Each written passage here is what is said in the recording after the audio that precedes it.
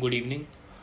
I'm Jessican, the intern at Lexis and Company, and today I will be speaking on a topic which is about the legal issues being faced by the media and entertainment sector in India. So, introducing with my topic first, the media and entertainment industry has grown rapidly in the last decade as a result of digitalization and internet usage. Through demographics and various means such as radio, theatre, print, television, video, gaming, music, OTT service, and so on, the internet has become a traditional entertainment media for the majority of people in India. It also brings with a new set of problems with it, which I'm going to talk about and examine about. So Facebook sharing button, Twitter sharing button, LinkedIn sharing button, share this sharing button, share that sharing button. There are various fields in media and entertainment industry that are relevant to the Indian media and entertainment industry, including TV serials, movies, small segments such as radio, gaming, internet, and various other sources. The future of Indian media and entertainment is inextricably linked to country's economic growth. Indian television, which is four times the size of Indian film industry, is the media and entertainment industry which is the most consistent production. It is also expected that a rise at a compound annual growth of 14.3% will be there in the coming years. So the media and entertainment industry is a big one with several laws governing different facets of it. We have laws relating to the control of advertising on various exhibition platforms such as cinema, theatre, television, internet, such as the Cinematograph Act of 1952, the Cable Television Act, the Information Technology Act. Then there are laws including the Copyright Act of 1957 and the Trademark Act of 1999, which deals with intellectual property right of trademark rights. The Indian Penal Code of 1860 stipulates penalties for variety of offences, most of which are related to incidents in the such as injuring religious beliefs, defamation, and selling stolen goods. The legal issues that affect the industry is in India are some like regulation of content, freedom of speech and expression in the bedrock of democracy, and the media and entertainment sector's operation. Article 19 clause 1A of the Indian Constitution guarantees fundamental right to freedom of speech and expression. This right is said to be the mother of all liberties, and it holds the highest place in the hierarchy of all liberties. However, the right is absolute.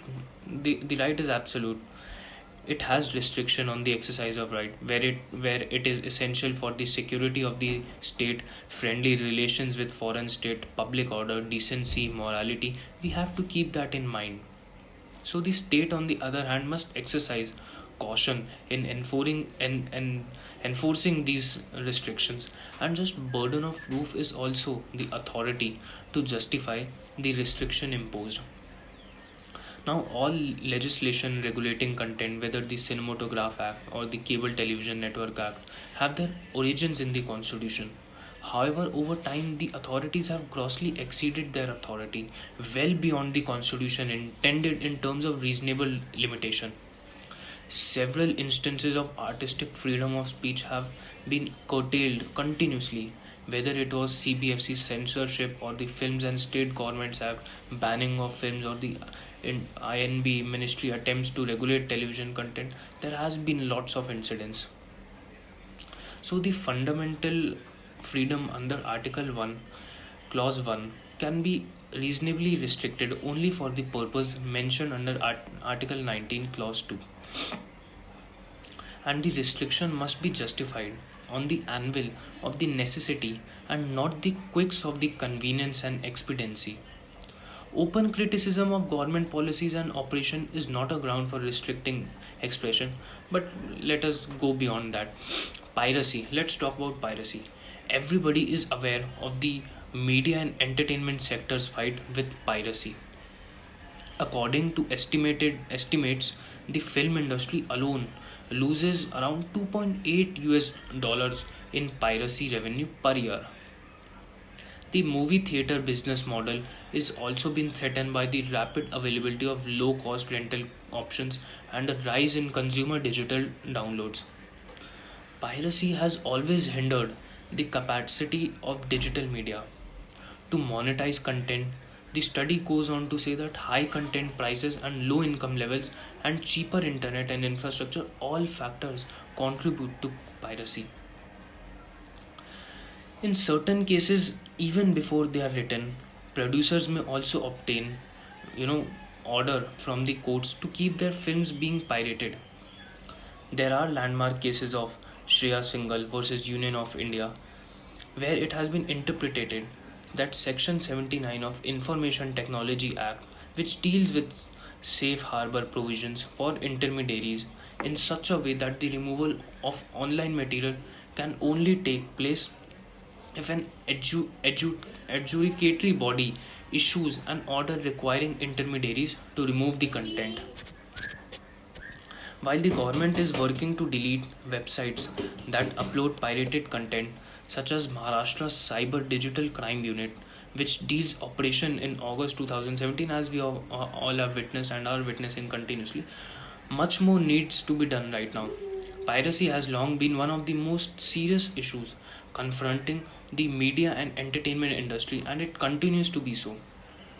Abuse of penal laws, public misapplication of criminal laws has been one of the most concerning trends in the media and entertainment industry. In recent years, the number of criminal cases filed under IPC for offense such as hurting religious sentiments, defamation, selling obscene items, performing obscene acts, songs, and so on has been increased.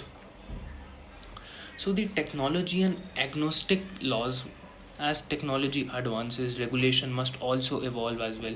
India's lack of technology agnostic legislation, in my opinion, is a big impediment to the media and entertainment market's ability to keep up the booming digital economy, including the lack of data privacy laws. Just a small percent of media industry players welcome their emerging innovations into the field of work, while the other majority vary of potential for backlash or trouble that these laws' uncommon solution can create.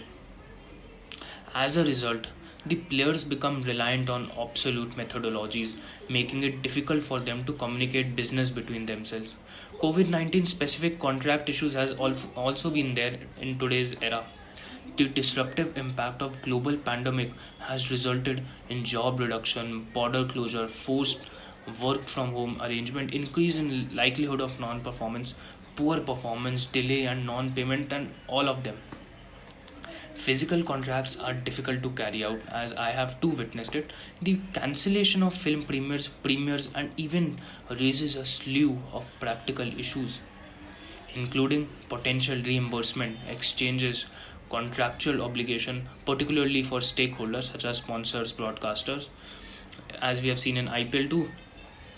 The parties should review the agreement for clauses such as termination and force majeure, and determine if the deadline can, and obligations can be mutually revised or not. So, I would like to conclude by saying that this, what I said, has contained a rundown of difficulties and challenges in the entertainment industry, both collectively and individually. So, the general trend is for society to move towards digital and social transformation. Thank you.